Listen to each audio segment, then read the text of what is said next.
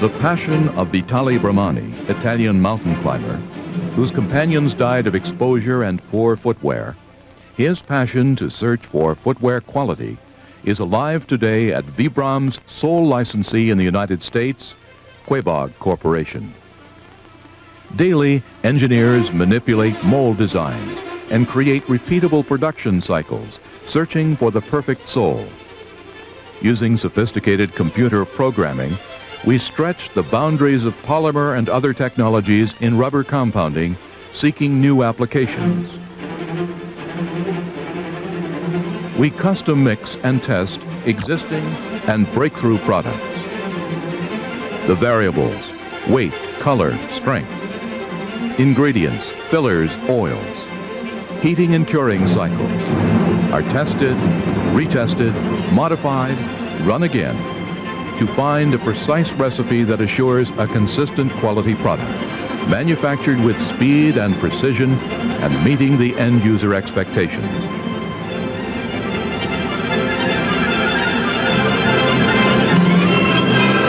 Because of this in-house expertise, we provide unequaled responsiveness to changing market needs. Oil resistant, lightweight, we use polymers with required physical properties and synthetic rubbers from suppliers like Uniroyal, Miles Polysar, and Bayer. Fillers, carbon black in many grades, or clay and high silk for lighter compounds.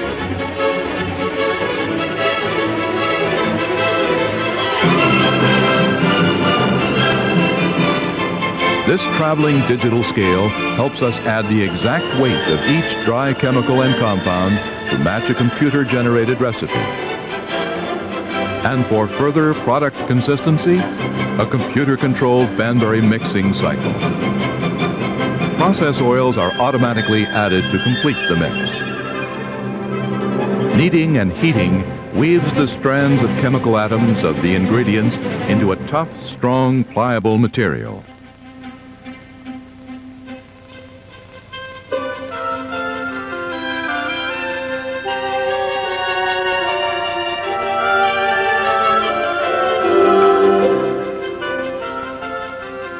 Now it's ready to extrude, cut, and mold.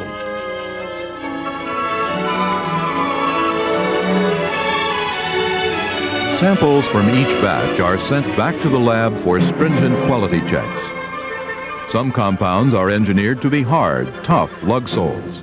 Others are designed as lightweight comfort soles.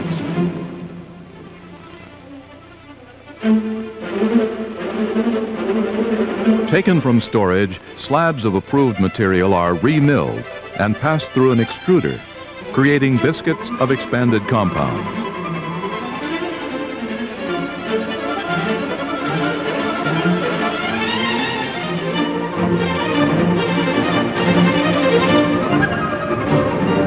Automated die-cut hard rubber biscuits of consistent size and weight also take a cooling ride on a carousel. This coultering process is something unique to the industry.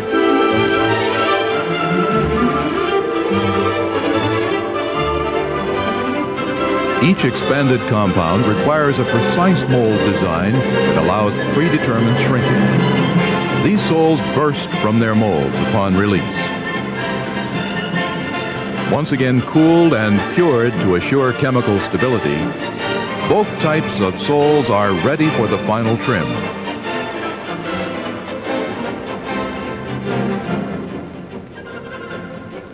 There's no mistaking whose quality we're singing the praises of. From this moment on, it's bonded to our souls forever.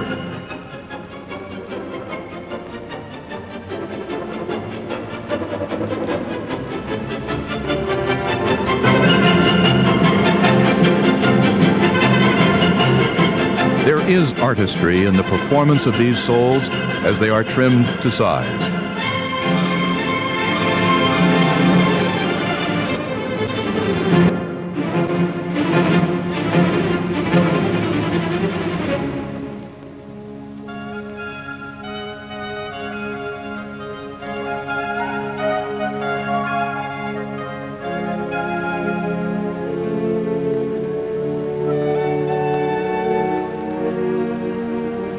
Buffing one side of solid or expanded soles prepares the surface for bonding the uppers in the manufacturing process.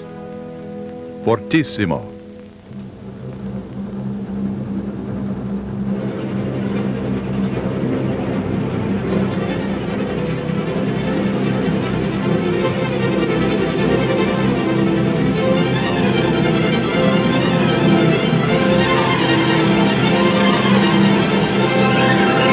And the finale, inspection,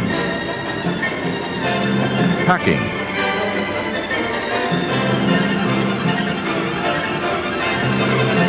custom bar coating for inventory control.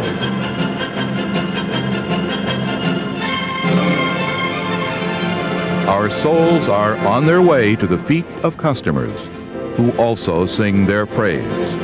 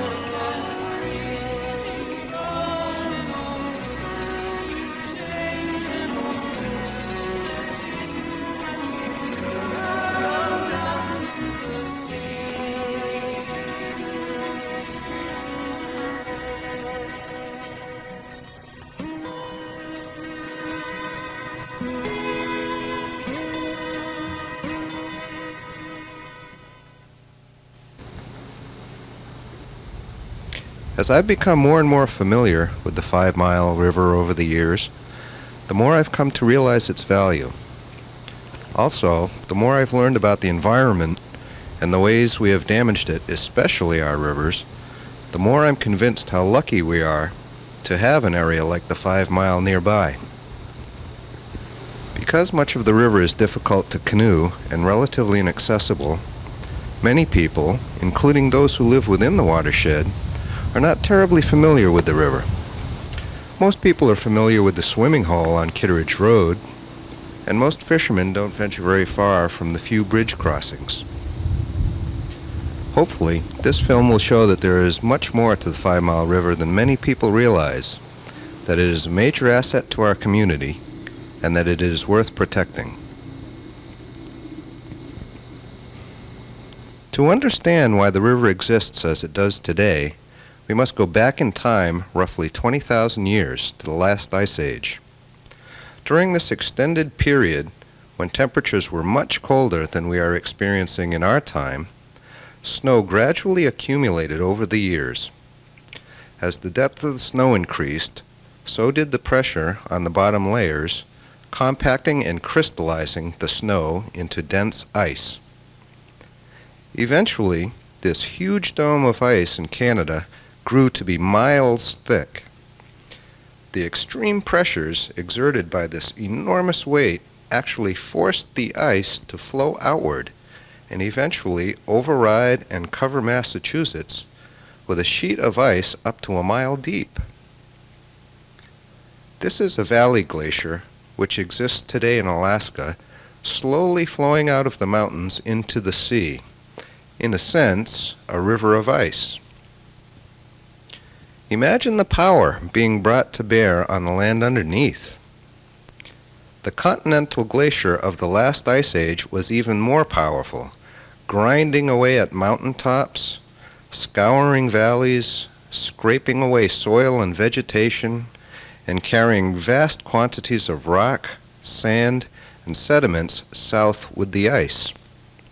In other words, the glacier transformed the landscape of Canada and the northern United States, including, of course, the area of the 5 Mile River.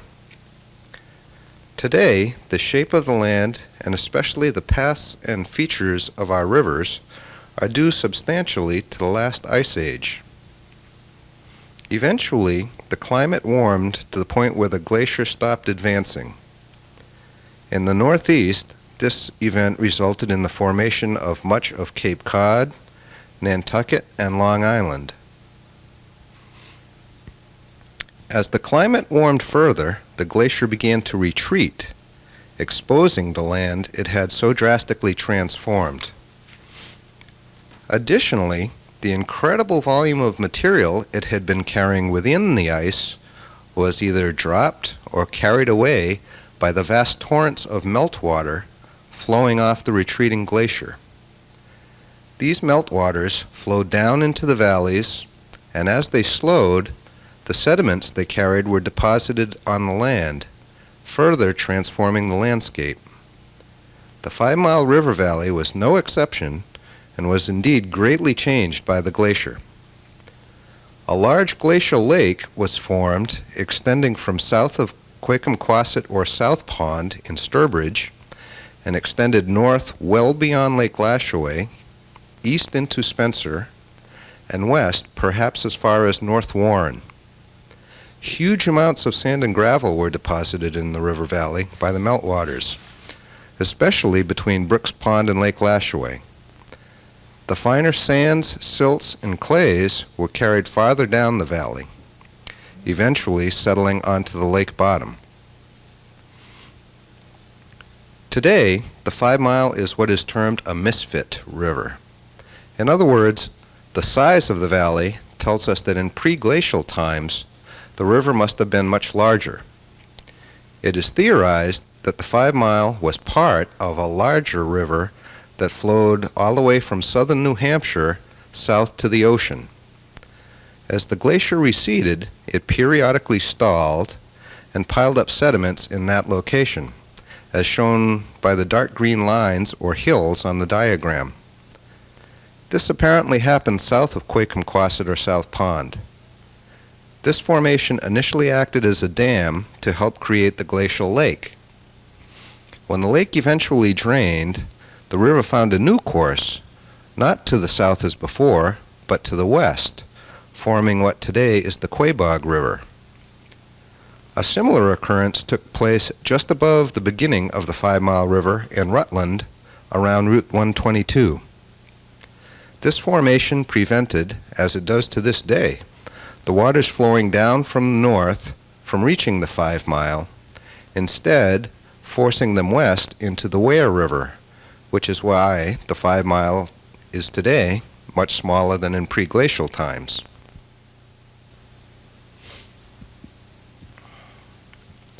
This gravel pit just below Brooks Pond is a fine example of outwash or meltwater deposits.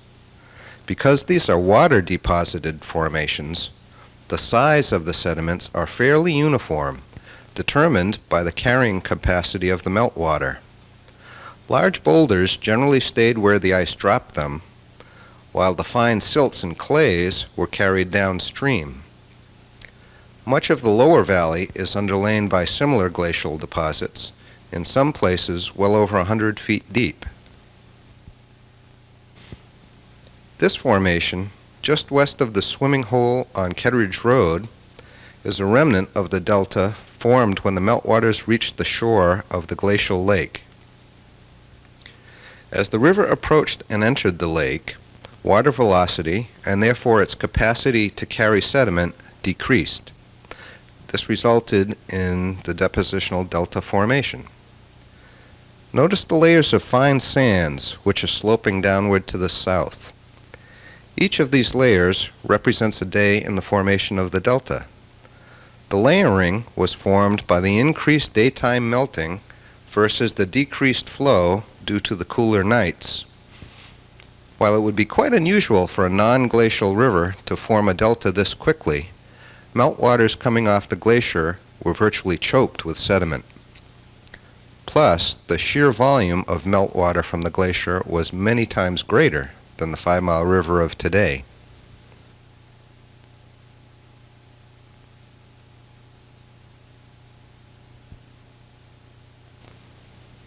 Also notice that the top layers are of a much coarser material, and the layers do not seem to match.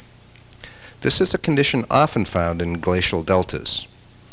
When the dam containing the lake finally lets go, the lake drains very quickly, and stream flow velocity increases dramatically immediately upstream.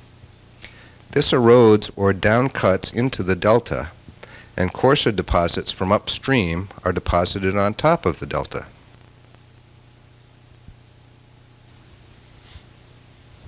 Many large boulders, called erratics, are found throughout the watershed, transported here by the glacier having been plucked off the bedrock to the north. They are usually found in the higher regions of the watershed because in the lower valley they are buried beneath the outwash deposits. Millions of smaller rocks deposited by the glacier, while surely a curse to the settlers trying to clear land for farming, are displayed in the abundant stone walls found throughout the area.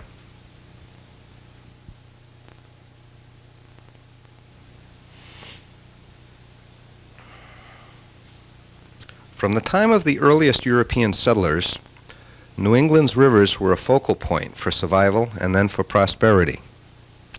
The rivers themselves provided water for drinking, irrigation of crops, and abundant wildlife for food and pelts. The river valleys were also the best place for agriculture in that they are relatively flat with fertile soils. They were also the easiest locations to build roads. By the mid-1800s, much of the river valley and surrounding areas had been cleared for farming.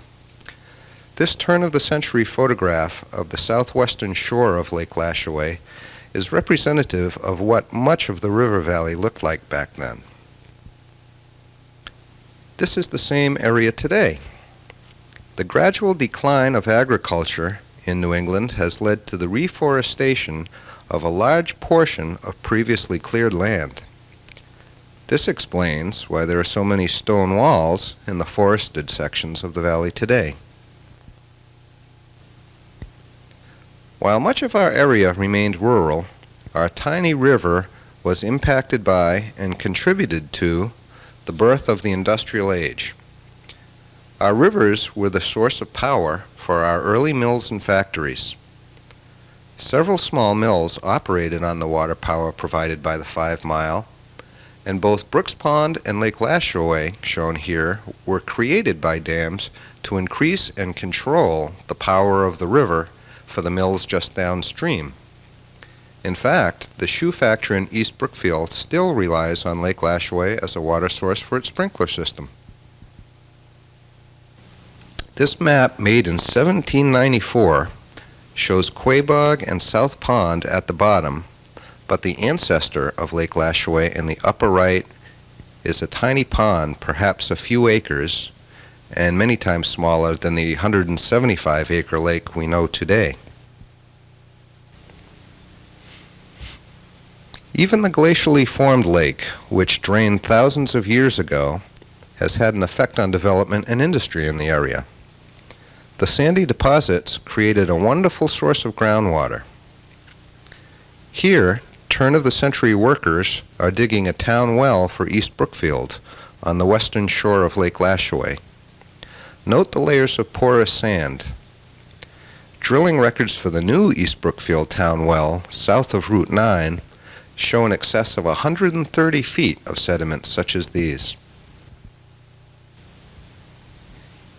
Layers of clay, also deposited on the lake bottom, were mined and used by several pottery and brickyards in the area. Chewing tobacco must have been quite popular in those days, as most of the products on this poster are spittoons. There are also an unusually large number of brick homes in the area due to the existence of the brick industry.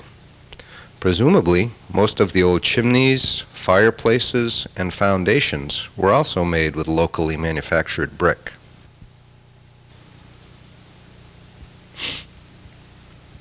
River corridor habitats are often found to have the densest concentrations of wildlife as well as the most variety.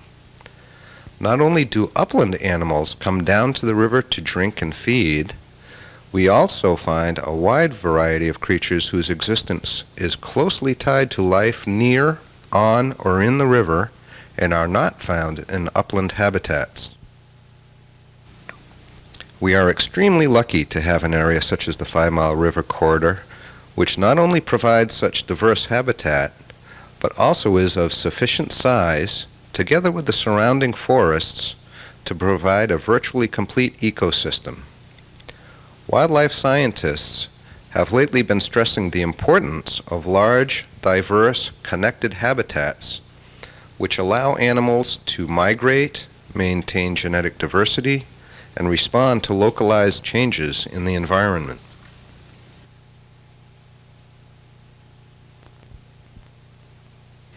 In fact, the economically unfortunate decline in farming in the river valley, with its subsequent reforestation, has led to an improvement in the wildlife habitat within the river corridor. This is especially important in light of the fact that so much of our upland habitat has been fragmented by residential development. The 5 Mile River Corridor is our best, most complete, and richest wildlife habitat in the area. If any effort is going to be made to maintain a healthy, vibrant ecosystem in our area, it should be here.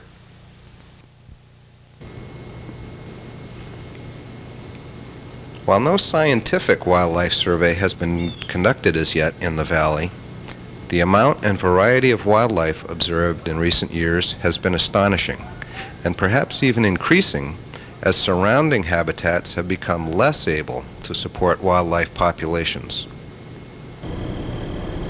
Numerous migratory waterfowl stop off to rest and feed, such as several varieties of duck, Canadian and snow geese, cormorants, mergansers, herons, kingfishers, egrets, and more. There is also an incredible variety of smaller upland birds, as well as larger birds of prey. Numerous hawks, owls, occasional osprey, and even eagles have been sighted in the corridor. Turkey vultures, such as shown here, have been increasing in numbers in the last few years, as have wild turkeys.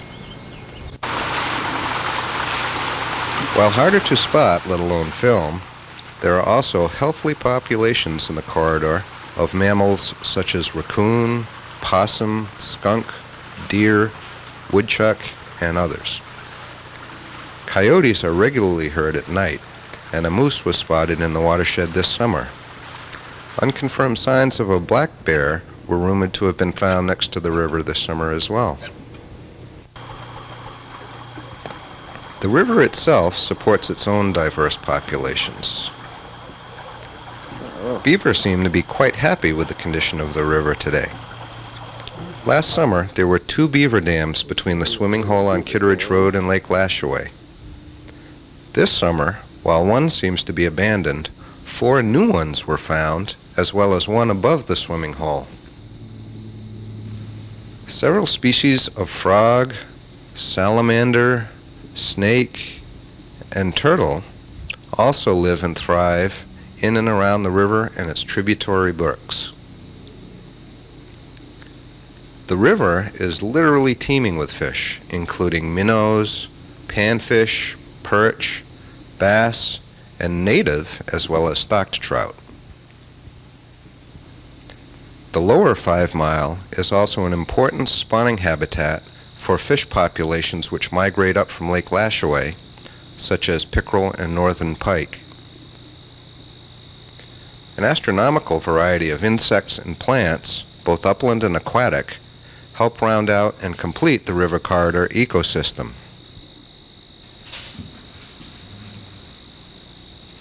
We hope this has given you at least a feel for the value of the river corridor as an extremely vibrant wildlife habitat.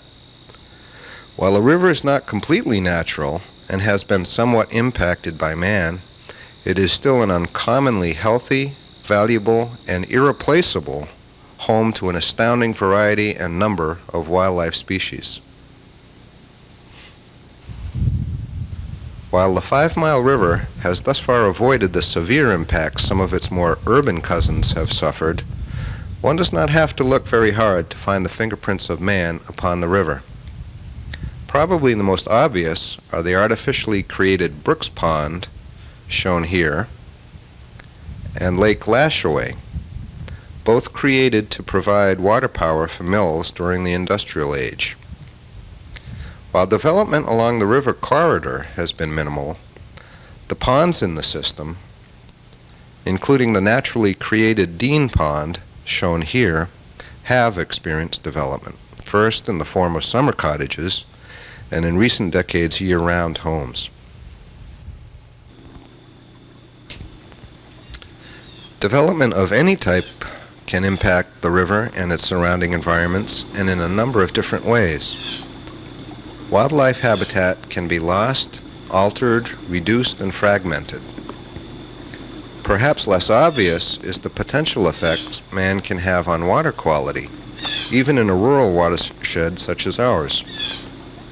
This is important not only to wildlife, but also to us. While we have been lucky so far, hundreds of water supplies in Massachusetts, municipal as well as private, have been impacted by pollution. Many have been lost forever, while others have needed costly treatment systems. Every time natural vegetation is replaced by a home and yard anywhere in the watershed, there is potential for adverse impacts on water quality.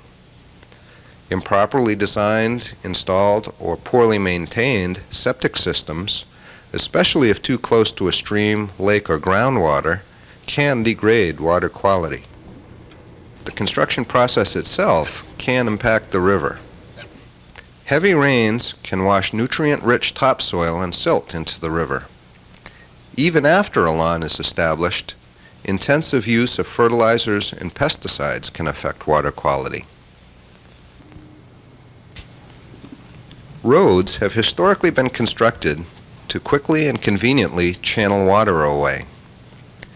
This is usually most necessary at low spots, which unfortunately too often are near a stream. The easiest way to handle the runoff, and the one most often used, is to dump it directly into the stream or river. Unfortunately, this runoff can often be quite polluted with salt, sand, silt, automotive byproducts, litter, and whatever else ends up on dams. Illegal dumping is also somewhat of a problem in the watershed, and even in the river itself. While perhaps difficult to understand by those who take pride in their community, this practice continues and is difficult to stop. Another potential source of water quality degradation is improper manure management of livestock. This has become less of a problem in our watershed with the unfortunate demise of the dairy industry, and several of the farmers who remain have improved their manure management. However, there are still a few hot spots where manure can and does degrade a tributary to the river. Intensive agricultural activity, especially when conducted without a buffer strip of natural vegetation between the field and the stream or pond to filter, absorb, and break down pesticides and nutrients from fertilizers, can also affect the river. Buffer strips, as well as practices such as contour planting, crop rotation, and careful application of fertilizers and pesticides, can minimize these impacts. Most of our farmers, but unfortunately not all, do take great care to be river friendly.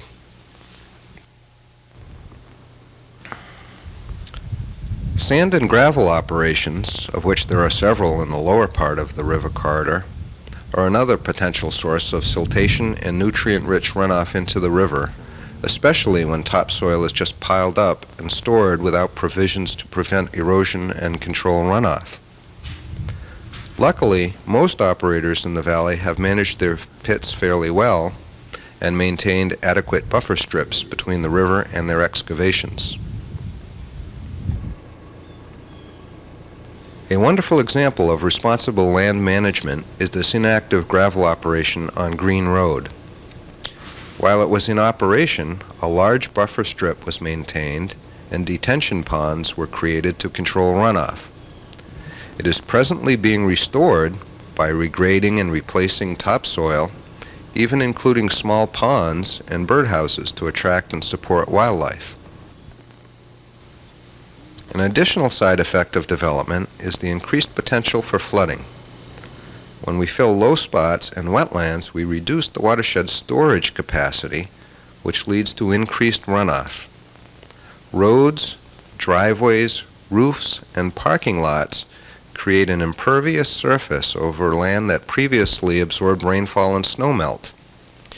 Cutting trees and clearing brush, which can intercept and absorb large quantities of water, can also increase runoff. Flooding's not a stranger to the valley. During the hurricane of 1938, a 4-foot-high wall of water poured over Route 9 for a length of 200 feet at the Lake Lashaway Dam.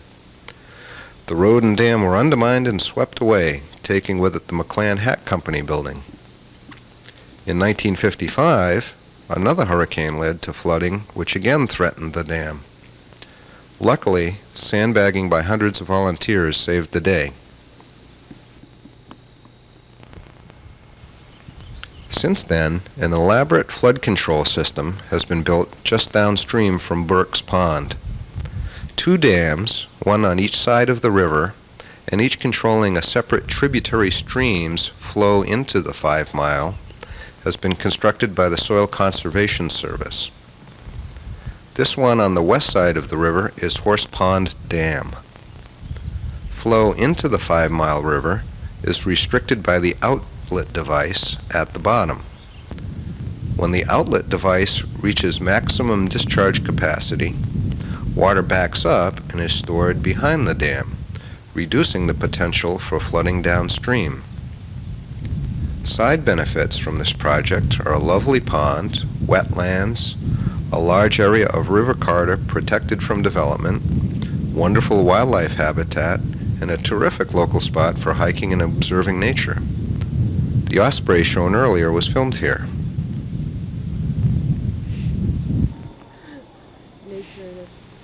An extremely positive step toward protecting the river took place several years ago when a local family donated approximately 150 acres of river corridor land to the Massachusetts Division of Fisheries and Wildlife to be set aside as a wildlife sanctuary. This wonderful mixture of pasture, woodlands, and marsh extends from just south of Spencer Road to well south of Hines Bridge Road. It includes land on both sides of the river and a small pond. There are hiking trails, although they are somewhat overgrown and a little difficult to find. The sanctuary is fabulous wildlife habitat, as evidenced by the frequent sighting of deer and other animals. Coyotes can often be heard howling in the sanctuary at night. Hopefully, by viewing this film, you have gained at least some appreciation of what a jewel the 5 Mile River is, and share our feeling that such a wonderful natural asset, especially a local one, is worth preserving. There are many things residents of the watershed can do to contribute to the river's continued health. Buffer strips, proper maintenance of septic systems, moderate use of fertilizers and pesticides, responsible disposal of trash, and care to control runoff from yards, farms, gardens, livestock, gravel operations, and landscaping projects are all important contributions we can make. Riverfront landowners might even consider conservation easements or donations of land so that future generations could experience the same beauty and diversity that we enjoy. Also, take some time to enjoy and familiarize yourself with the river. It truly is an extraordinary place. Lastly, we invite you to join the Friends of the 5 Mile River. We feel we have made a positive contribution and aim to do even better. In our first year, we have started an annual river cleanup day, assisted the state with updating local maps of protected lands, organized canoe trips, started cataloging wildlife, and lobbied for environmental legislation. We are a mixed group of local residents, including riverfront landowners, sportsmen, environmentalists, and concerned citizens. We are not anti-development. However, we would like to see any development which does take place be done in such a manner so as to minimize needless negative impact on the river. New projects in the planning stages are trail improvement and maintenance at the wildlife sanctuary, a newsletter, educational programs, especially for local students, and being of assistance to watershed landowners in any way we can. We welcome your input, energy, expertise, financial support, or contribution of any kind. Help us become the kind of group which will be an asset to our community. Please feel free to contact us with comments, questions, or if you would like to participate in any way. Thank you for your time, and we hope you enjoyed this look at our wonderful river.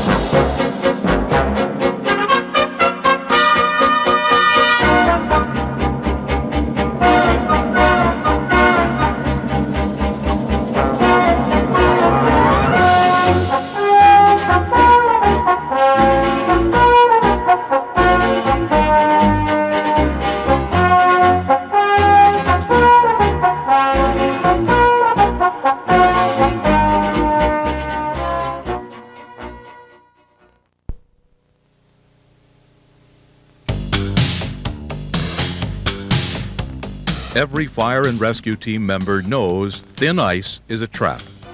But every year, thousands of people fall through that trap, and many don't survive.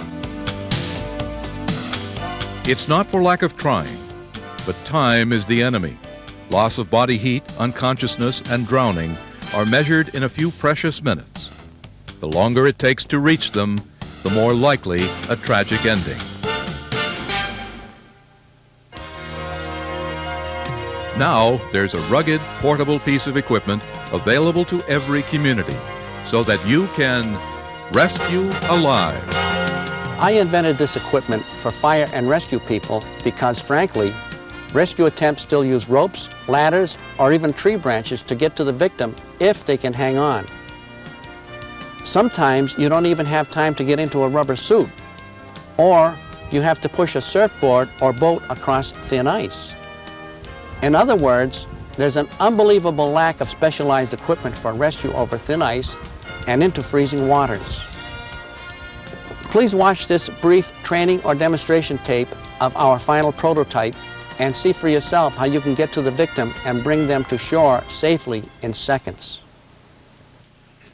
This lightweight prototype is compact and folded to carry on top of or inside any rescue vehicle, and it can be deployed by one or two people in seconds.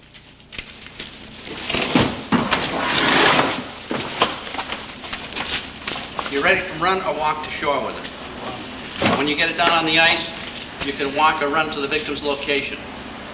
And you can put as much weight on the ice as you want, or as little weight by putting your pressure on this, bearing your weight on the guardrails, which in turn transfers the weight to the pontoons. With over 20 square feet of pontoon surface, your weight is distributed evenly, allowing walking on thin ice. Once you reach the victim, here's what happens. He's easily pulled aboard.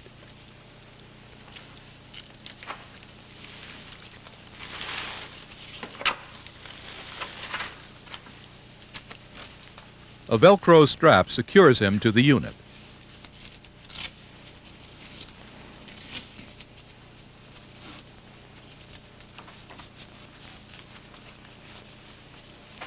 The strap harness slides along the handrails, creating a sling so he's above the ice surface.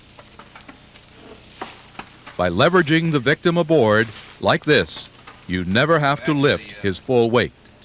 If the victim is in open water, an attached paddle is used to reach him.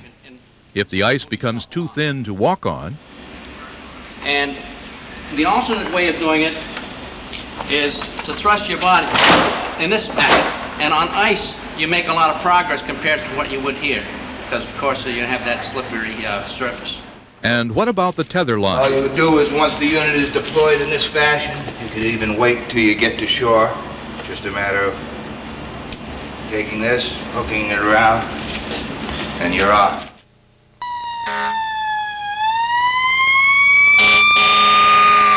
Once the call comes in, you know every minute counts. Watch as we simulate 3 types of rescues: through the ice, from the edge of thin ice, and from open water.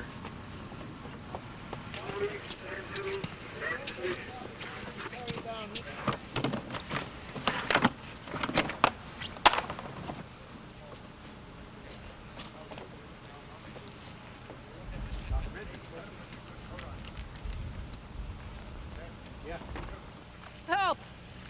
Help! Oh! Help! Hang on, I'm gonna get you. Sit down, we'll get you out. Rescue can be done even without a wetsuit. because you can get the unit to the victim without ever getting into the water. The pontoons have 600 pounds of flotation, more than enough for both rescuer and victim.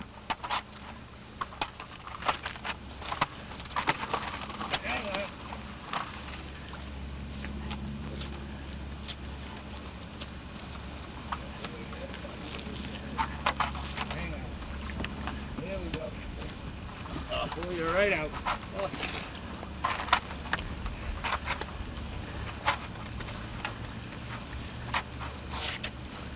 Hold on, you're all set. Hold on. Okay, bring us back.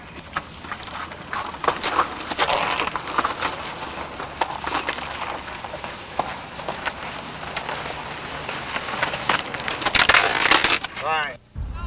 On my way, hold on. By leaning most of your weight on the handrails and using just enough weight on your feet to move the unit toward the victim, you can cross ice as thin as a half-inch. Once a two-man rescue team arrives, deploying the unit and reaching the victim can be done in less than a minute.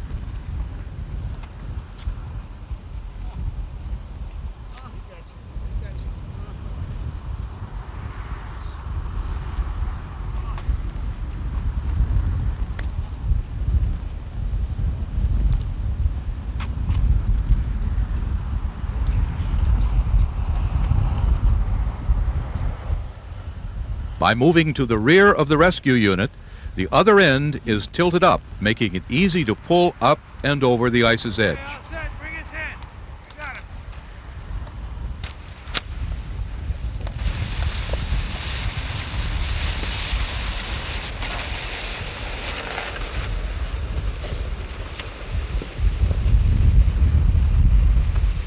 Hold on. Let me get you.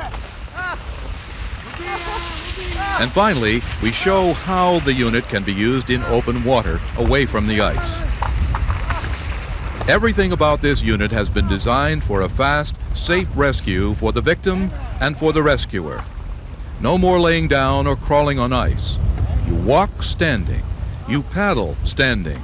You rescue standing on a firm platform with handrails to hang on to.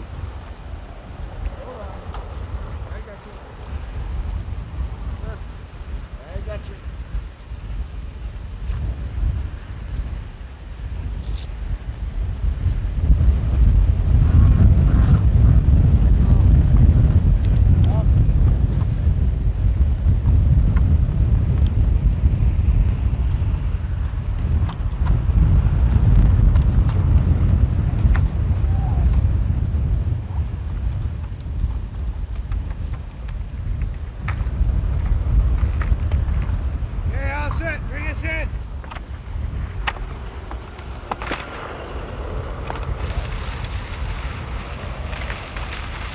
All set. Rescue Alive is an idea whose time has come. It's so light, one person can carry it. It fits in or on any rescue vehicle. It stands up to abuse and is not complicated to use.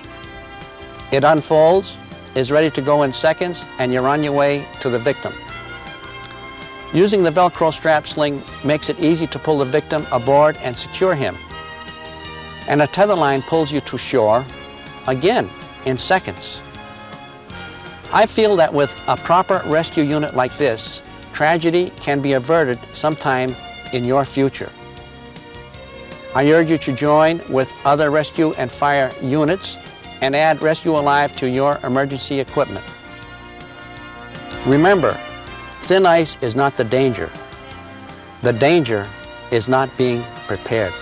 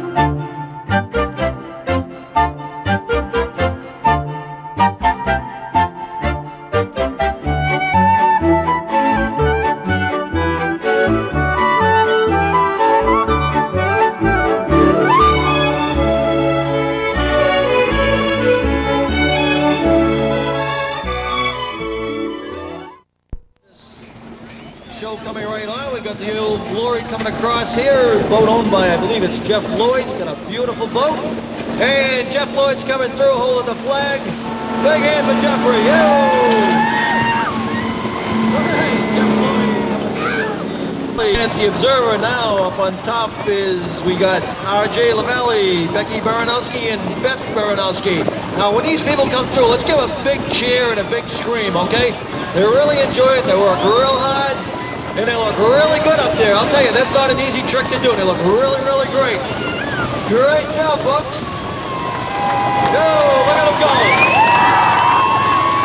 Lashaway Ski Club with their three-man pyramid, and it's a great thing. Get up right now. He's got a 90-foot line blocked up on the water. He's going to get in, and he's going to go, and he serves a big hand for Mark, folks. And he's up. Okay. All right, we got 2 out of 3 that we've made it up here. That's pretty good. No one's crashed and burned yet. So they got this one down pretty good. Up on the pyramid, we got Patty O'Neill, Tanya Schubert, Darlene Goodlightly, Glenn Thurber, Patrick Beauregard, Jim Murray, and Amanda Lavallee. And a very pretty pyramid. 7-man pyramid makes a real pretty pyramid because you got a couple on both sides. You can put a lot of color to it. Got a little break with the weather right now. And we got Murray's boat, piloted by John Norak. And here they come, big hand for the 7-man pyramid. Look at them out there. Really pretty. Balls to your feet. You have to be almost in a sit-down position. And you have to hold the handle right close to your body to make it, your body move around. Everything is done with your hips on trick skiing, just the opposite of slalom skiing. There's a little air right there. And oh, it took a little dive, but they're pretty happy with that. And they do take a dive. Okay, big hand for Randy Bode. Yo, Randy. Woo!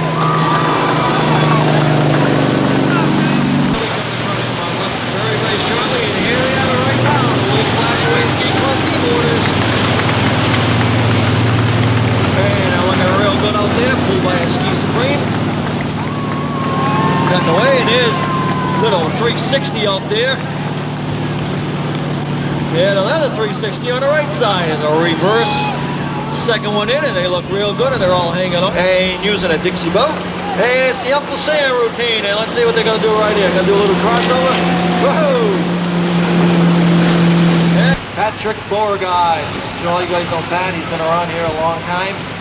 Also got a beautiful mellow skier, brand new. And he's just kind of sitting down on the job right there. Oh, a little act right there for us, for the neighbors over there. But we want you to see the do the act up here, Pat. Don't fall down before you get up there. Pat's got this down to a science. He's just been around a long time. I remember people doing them on step ladders, on stools, everything you can imagine. Disking. I got floated base speed on it. Old Lex Carroll up in Oakland, Massachusetts. Everybody knows Lex. He's done just about everything there is on a water ski. Coming across us right now is Patrick the Clown.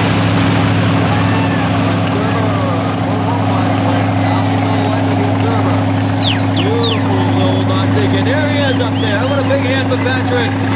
Yo, Patrick! There he is, a nice trick. Hey, that thing isn't bolted down or nothing, folks. That's just sitting right there, and Pat's got a little bit of balance.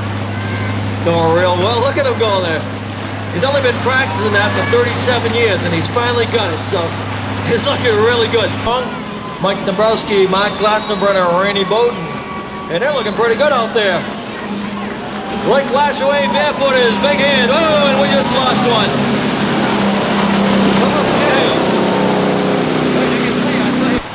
He owns the boat, but his kids think they own the boat. Okay, coming across right now, doing a little bit of weight crossing. Very pretty form by this young lady. Looks really good. She's getting a big cheer, and let's give her a good cheer when she comes through here. Leslie Murray. Hey, Leslie, looking real pretty. Woo! You tell the shoulders back, kid. Look really good. On common ski, Beckberg. Okay, Jim is a sit skier. He is paralyzed from the waist down. And as he comes through right now, give him a big hand for Jim. Good job, Jim. He worked really hard for this one. As you can see, he is in a sit ski. That's called a cage that he's sitting in right there. And he worked really hard for that ski ride. Kid's master craft is coming right in front right now. Al Jones. I would say Al is probably the elder member of the ski club. I'm not sure of that. He is the elder member of the ski club. Very distinguished professor from Clark University. Very, very nice job. Very nice job. Great job. He's a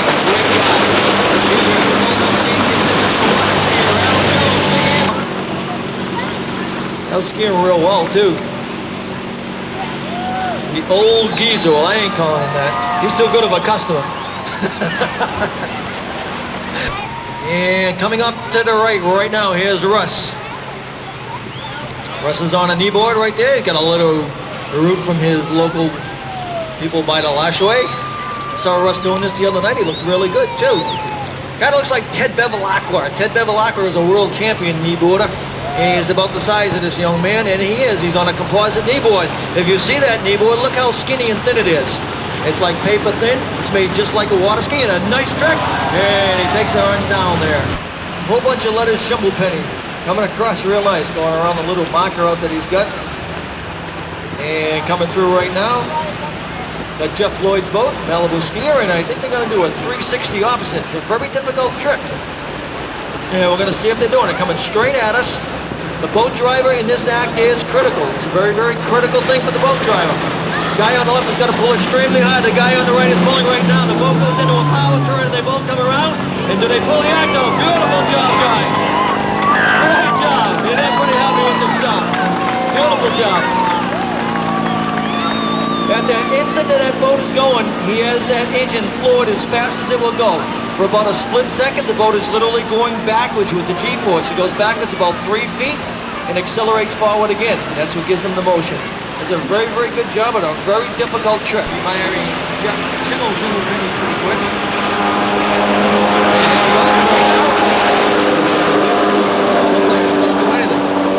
John, what are you doing out there? Here he goes. He's barefoot. And he's riding that thing backwards. Jet skiers are the average water skier's nightmare. They all come behind you when you're skiing. They want to jump over your wake and everything else. They drive us crazy. A lot of laws to jet skis in this state that it's not in the ordinary state. You can only have one person on a personal watercraft. You can't pull anything with them either. But it doesn't always work. Not allowed anything under 75 acre weight. So a lot of people. Okay, right now.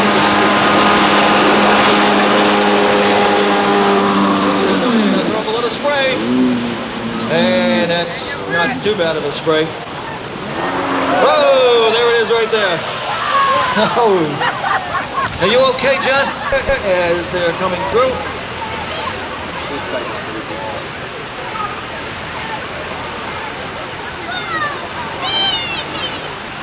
Okay, Chris Betzer, TJ Schubert, Patty O'Neill, Don Openshaw, Tim Roberts, Wayne Collins, Leslie Murray, Al Jones, Tanya Schubert, Darlene Golightly, R.J. LaValle, Scott Sigmund, Corey Hibbett, Tommy LaCare, and Glenn Thurber. There are more people out there than there are in the street. Okay, being led by a three-man. There's a very, very pretty setup. I think maybe they're going to cancel the parasail. I don't know that officially. Very, very pretty sight.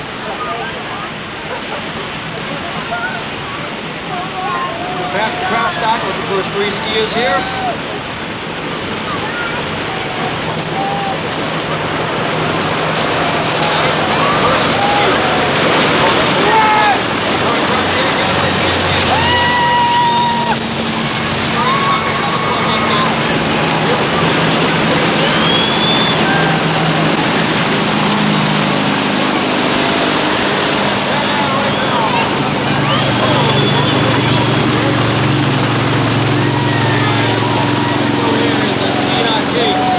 Beautiful 2001. Great job. Blink Lashaway Ski Club.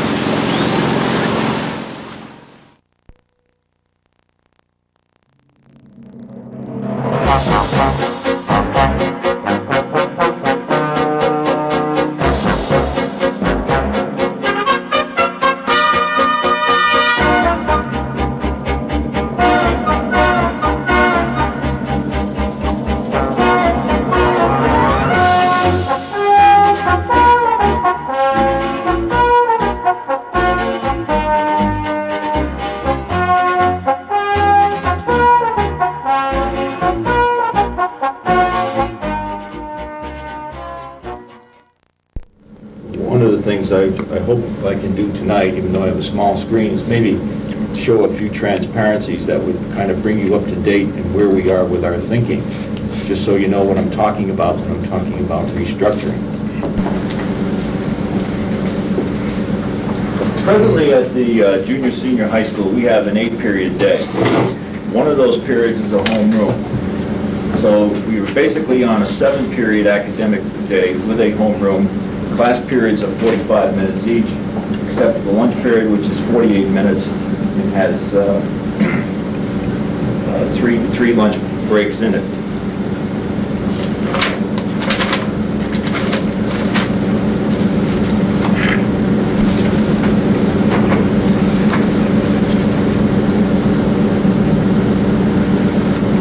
Now, a typical teacher's schedule would be 5 academic classes, 1 supervisory period, and 1 prep period. And they could come at any time during the day.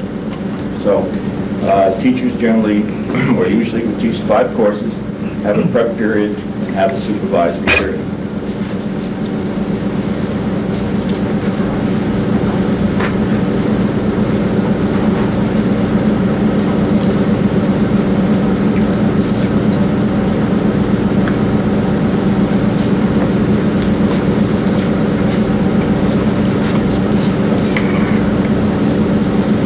Now, this is a student who's taking Human Phys, French 4, Calculus, English, and Government. Now, down here in the 5-6 block, we have what we call the opportunity for elective courses, and we run what is called a Day 1, Day 2 schedule. Now, the high school really only is affected on the period 6 block, but later you'll see where the junior high is also affected in the 5 block. Now, today was a day 1, so this particular student would have a study hall in the 6th block. And tomorrow will be a day 2, and that student will have band. So it's an alternating day type schedule in this block. Now, if a student had an academic course here, they would be taking the course every day, and it would have no effect.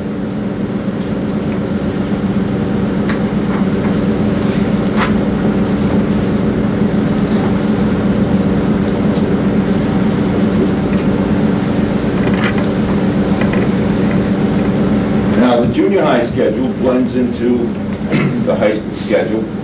You still have the day 1, day 2 in the 6th block, but the junior high kids also have a day 1, day 2 in the 5 block. So this is an 8th grader who has English, science, and math in the morning, reading and history in the afternoon, and in the middle of the day has this day 1, day 2 for 2 periods. So that today this student would have gone to phys ed 5th period, and course, the 6th period. And tomorrow the student will go to art 5th period and have a study hall 6th period. So that is pretty much how we are presently structured at the junior senior high school in terms of the schedule.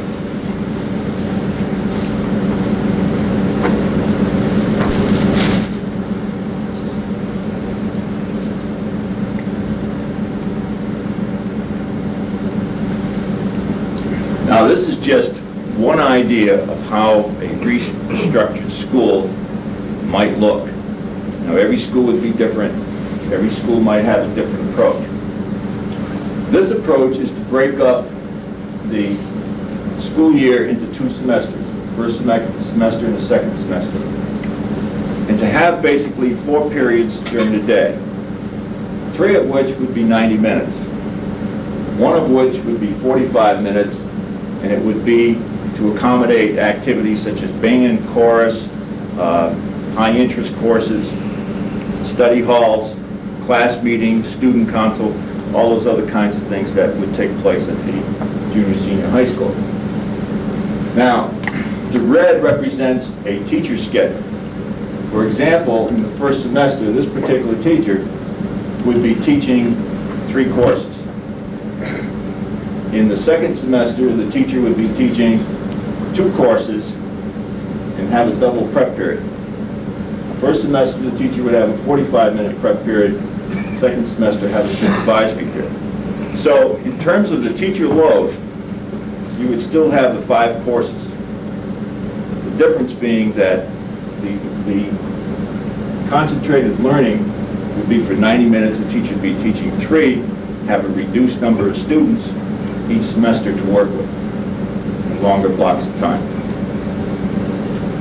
Now, a student schedule might look like this, taking 3 academic courses both semesters.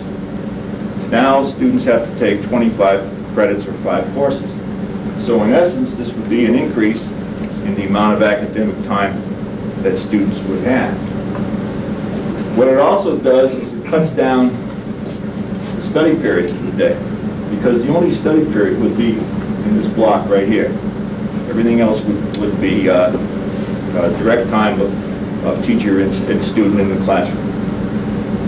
Now that is just one possibility or one idea of how a restructured school might look. There's some things that would have merit in a schedule like this. For example, if students were to take English 4 first semester, senior year, they would have completed the 4-year English requirement. They could then, or we could then schedule an elective course second semester. So in essence, students could get the equivalent of 5 years of English. I mean, that's a possibility. You also have the possibility, for example, at the junior high, where a student takes a course in math and fails or needs remedial work. That could be rescheduled second semester and back on track with his class beginning of next year. Another possibility might be if you had a junior, for example, here that took French 3. Now, normally we don't get many students into French 4, so it's a question of whether we can offer the course. If these students waited, and then we had the next group of juniors take French 3 the first semester, then we could combine this class and probably have enough for a French 4 second semester. So there's those kinds of things that maybe a schedule like this would allow us to do. Now, just some quick notes and points. This restructuring will not resolve curriculum content issues. I mean, curriculum content issues would still have to take place with staff in terms of what is being taught, what grade levels, and so forth. So this is just a framework to work under. Also, grouping patterns would not necessarily be solved by this. That's, again, another issue. And changed teaching strategies would have to be changed in order to make this effective. We now have a 90-minute class. That would be a long time for somebody to get up and lecture and kids to sit. So the structure of the class would have to be quite different than it is today. What this will do, it will reduce teacher preps, because the teacher would be teaching a maximum of 3 courses at any one time. It'll provide more concentrated learning for students, longer blocks of time. It should encourage more team planning. In other words, teachers getting together to plan courses. Some of the prep times will be longer. And therefore, the possibility of teachers getting together to plan maybe an English social studies program, or 2 English teachers getting together to change students, to give particular units, all of those kinds of things have possibilities. This reduces the study hall time. Right now, every period of the day, there is a study hall. Under this system, it would probably only be 1 study hall for the entire day. It would reduce distractions such as passing time. Right now, students pass after every period. And if you're on an 8-period day, you can readily see the number of times students that will move from one class to another. With this type of setup, we might have a 5-minute break between periods for teachers, for students, for everyone. And without question, if we get into use of technology, more with computers, CD-ROM, that type of thing. The longer block would give students more access and better use of time. So this is one idea. This is not an idea that is ready to be presented in terms of a schedule for next year or whatever. This is just an idea that we are looking at, and we haven't really explored this to even know if it's possible to make it work for our system. But this is the kind of thing that I'm talking about when I'm talking about restructuring the school.